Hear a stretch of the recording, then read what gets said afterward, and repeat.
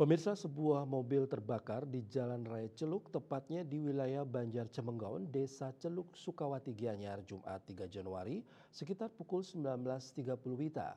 Mobil tersebut diduga terbakar karena arus pendek.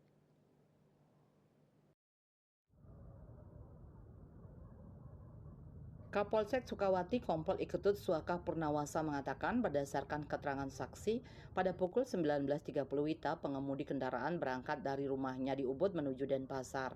Dalam perjalanan tepatnya di Simpang Cakra, sebelah timur lampu pengatur lalu lintas Banjar Cemenggaon, kipas AC mobil yang dikendarai korban diketahui terus berputar, walaupun mesin mobil sempat dimatikan. Kemudian kap depan mobil mengeluarkan asap tebal dan api. Selanjutnya, korban berusaha mengeluarkan barang bawaannya berupa tas dan beberapa dokumen. Pengemudi dan saksi yang ikut bersama dalam mobil langsung keluar dari mobil guna menyelamatkan diri. Kebakaran tersebut mengakibatkan bagian kap mesin dan bagian tempat duduk pengemudi terbakar. Tidak ada korban jiwa dalam musibah tersebut. Namun kerugian material diperkirakan mencapai 400 juta rupiah.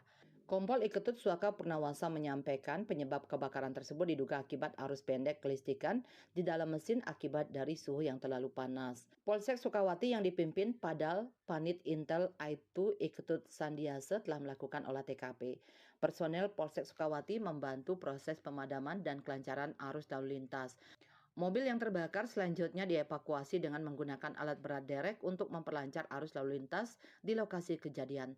Sementara itu, Kasatpol PP dan Damkar Kabupaten Gianyar Imadewate membenarkan kebakaran mobil tersebut setelah menerima laporan unit Damkar sekitar pukul 20 WITA mendatangkan satu unit armada ke lokasi kejadian guna memadamkan api. Api berhasil dipadamkan berselang 5 menit setelah dilakukan penanganan. Wirna yang melaporkan.